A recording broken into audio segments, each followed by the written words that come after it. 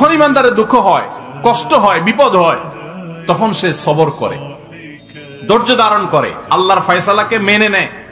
এই সবর করার বিনিময়ে আল্লাহ তাআলা জান্নাত দিবেন তাকে। আস-সাবরু সাওয়াবুহু আল জান্নাহ ইন্নামা ইউওয়াফাস সাবিরুনা আজরাহুম বিগাইরি হিসাব। আপনারা কি জানেন কিয়ামতের ময়দানে কোন ইমানদারকে, কোন মানুষকে আল্লাহ তাআলা কোন হিসাব করে বিনিময় দিবেন না, বিনা হিসাবে দিবেন, যে হিসাব নিকাশ নাই, বিনা হিসাবে ঢেলে দিবেন আল্লাহ তাআলা কাকে জানেন? একমাত্র ব্যক্তি সবরকারী। কোন ব্যক্তি?